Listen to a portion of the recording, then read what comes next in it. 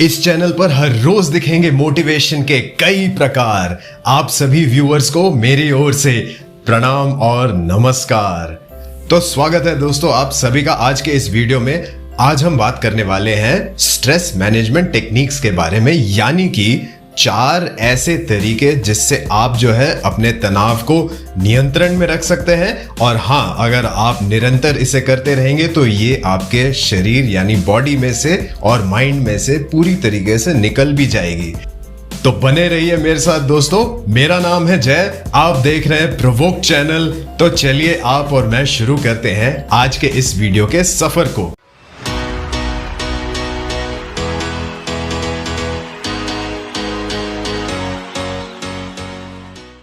तो देखिए दोस्तों, तनाव यानी कि स्ट्रेस ऐसी चीज है जो शायद ही कोई होगा जिसे कभी ना हुई हो। और अगर कोई ऐसा कहता है कि उसे कभी ना हुई हो तो वो झूठ कह रहा है, क्योंकि उसे अंदर ही अंदर स्ट्रेस कभी ना कभी तो फील हुई है।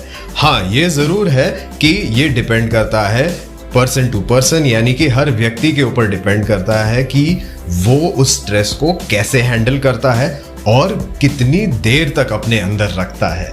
क्योंकि हर किसी का स्ट्रेस मैनेजमेंट यानी कि तनाव को नियंत्रण में रखने का तरीका अलग होता है और वो अलग अलग तरीके से उसे करते हैं।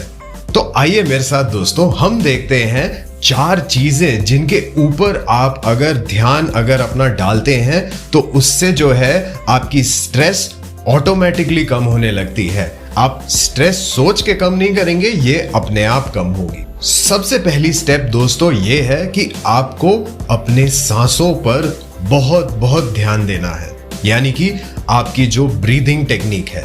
दोस्तों इसमें समझने वाली बात यह है कि हमें जो है बेली ब्रीदिंग करनी है, यानी कि वो ब्रीदिंग जिससे हमारी डायफ्राम एक्टिवेटेड रहे, और ये होती है हमारी डायफ्राम। तो यहां पर मैं बात कर रहा हूं डीप ब्रीदिंग, यानी कि बेली ब्रीदिंग जो आप अपने पेट से लेते हैं। आपने कभी नोट किया होगा जब आपको बहुत ज्यादा गुस्सा आता है तो उस टाइम पे आपकी ब्रीदिंग बिल्कुल रुक सी जाती है और उसके ठीक बाद आपकी सांस बिल्कुल जल्दी हो जाती है, एज इफ कि आप कहीं से दौड़ के आए हो, लेकिन जबकि आप बिल्कुल खड़े हैं एक ही जगह पर। तो गुस्सा करना जो है ये बॉडी पे बिल्कुल वैसा ही असर करता है जो करीब 5 मिनट का जॉगिंग कर देता है। लेकिन जॉगिंग से आपकी दिल जो है, आपकी हार्ट अच्छी होती है, अच्छे कंडीशन में आती है। गुस्से से ऐसा नहीं होता है दोस्तों। दूसरी चीज जो आती है वो है आपके विचार, यानी कि आपके थॉट्स। तो इसमें होता क्या है कि हम जब भी कहीं कुछ काम करने जाते हैं या जब भी कहीं बैठे रहते हैं, हमारा दिमाग बस चलता ही रहता है। मान लीजिए ये गूगल के जैसा ही है कि आपको कुछ ना कुछ नोटिफिकेशन भेज देगा। ये देखो, ये बड़ी अच्छी जगह दिख रही है, अरे ये मेमोरी देखो, ये 10 साल पहले हुआ था और ये जगह गए थे हमने वहाँ पे ये खाया था, या फिर मैंने वो मूवी जो है अपने इस फ्रेंड के साथ देखी थी, बड़ी अच्छी लगी थी वो मूवी, उसमें कितनी अच्छी एक्टिंग थी, कितने अच्छे सॉन्ग्स थे। ऐसे बिल्कुल रैंडम थॉट्स आपको दिन भर आते रहते हैं। तो दोस्तों इसमें होता क्या है कि ये थॉट्स कोई मतलब के नहीं होते, ये बस दिमाग जब कुछ अपना प्रेजेंस बताना चाहता है आपको तो वो आपके लिए ये सामने ले आता है। लेकिन दोस्तों दिमाग तो आपके ही अंदर है ना, दिमाग आपके कंट्रोल में है। ठीक उसी तरीके से जैसे कि आपकी मोबाइल या आपका लैपटॉप जो है वो आपके कंट्रोल में है। आप जब चाहो उसे स्विच ऑन कर सकते हो या पावर ऑफ भी कर सकते हो। ऐसा तो है नहीं कि वो आपको अपने आप सब कुछ देता रहता है। आप जब उसे ऑन करते हैं तभी आपको वो चीज सामने मिलती है। ठीक उसी तरीके से दोस्तों आपको अपने दिमाग यानी कि आपके माइंड के साथ भी ऐसा ही करना है। जब भी कोई ऐसी ऊपर नीचे की विचार आती है, कोई भी स्पाइक आता है, कुछ भी अजीब सा आता है, वो आपको बिल्कुल उस टाइम पे नोट करना है। ये क्यों आ रहा है, ये कहाँ से आ रहा है, ये ख्याल मुझे कहाँ से आया, और इस चीज को आपको नोट करते जाना है। तीसरी चीज आती है दोस्तों आपके शब्द, यानी कि आपके वर्बल रिस्पॉन्सेज।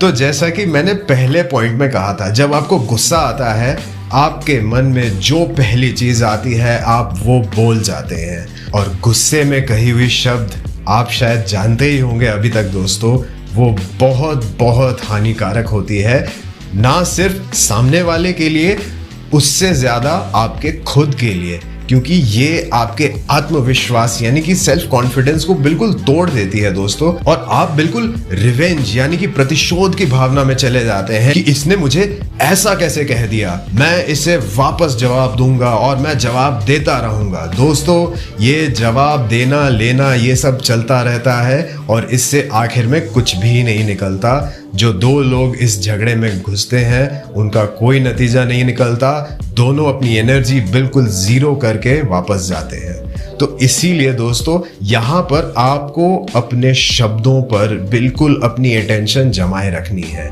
तो जैसा कि पहले 2 पॉइंट्स में कहा था, आपको जब भी आप कुछ कहने जा रहे हो आप उसी वक्त रुक जाइए।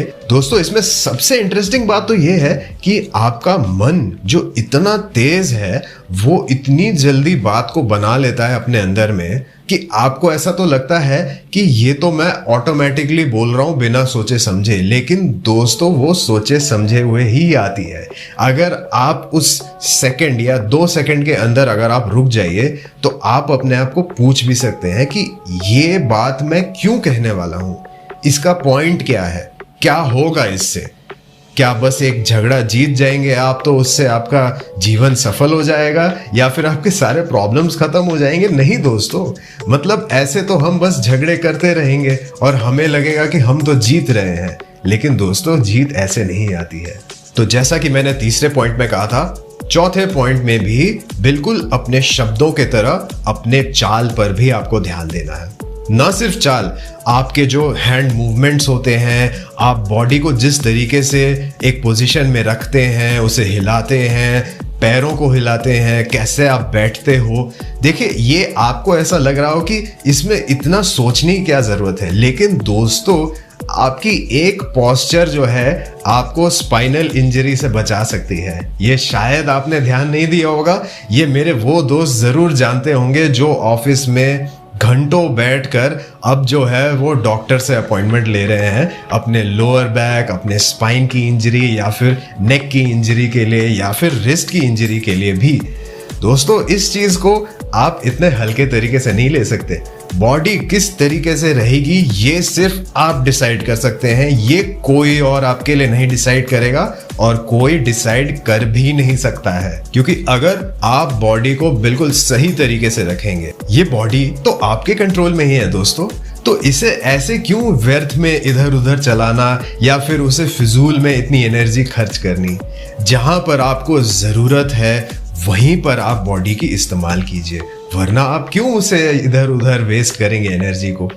तो दोस्तों, इन 4 तरीकों से आप अपनी अवेयरनेस को बढ़ा सकते हैं, अपनी जागरूकता को बढ़ा सकते हैं, जिससे कि आप जो है दिन भर में जो कुछ करते हैं, जो कुछ कहते हैं, जो कुछ सोचते हैं, वो सब आपके कंट्रोल में रहे। और ये मैं आपको इसीलिए बता रहा हूं कि ये कंट्रोल सिर्फ आपके हाथ में ही होनी चाहिए, ना कि किसी सिचुएशन या किसी दूसरे पर्सन के हाथों में, क्योंकि ये सिर्फ आपका अधिकार है दोस्तों और ये आपसे कोई नहीं ले सकता आपकी इजाजत के बिना। और सबसे बड़ी चीज है कि इन चारों चीजों की जो ऑब्जर्वेशंस होगी वो आप एक डायरी में लिख डालिए रात के समय में सोने के पहले। तो इससे होगा क्या कि आप जो कुछ ये सब कर रहे हैं दिन भर के अंदर में, वो आपके पास लिखित रूप में आ जाएगी और जब आप उसे पढ़ेंगे एक न्यूज़पेपर की तरीके से, तो आपको समझ में आएगा कि आप ये सब क्यों कर रहे हैं, ये सब करने के पीछे वजह क्या है। और जब आप वजह समझ जाएंगे, जो नेसेसरी होगा दोस्तों वो रहेगी और जो बिल्कुल ज़रूरी ना हो, जो रिक्वायर्ड ना हो, वो अपने आप छोड़ देंगे, क्योंकि आपको पता लग जाएगा क्या जरूरी है और क्या नहीं है। तो दोस्तों, आज के वीडियो में बस इतना ही। उम्मीद करता हूं ये वीडियो आपको बहुत पसंद आया होगा। इस वीडियो को जरूर से लाइक कीजिए, अपने दोस्तों के साथ शेयर भी कीजिएगा। और हाँ दोस्तों, आप भी बताइए कमेंट सेक्शन में कि आप इन 4 चीजों में किस में सबसे ज्यादा उलझ जाते हैं दिन भर में। मैं भी सुनना चाहता हूं आपके क्या प्रॉब्लम्स हैं। तो दोस्तों, मैं आपसे मिलता हूं अगले वीडियो में, तब तक के लिए इजाजत मांगता हूं। धन्यवाद। अगर आप चैनल में पहली बार आए हैं तो सब्सक्राइब बटन को जरूर दबाइए और नए वीडियो के अपडेट्स के लिए बेल बटन को जरूर दबाइएगा।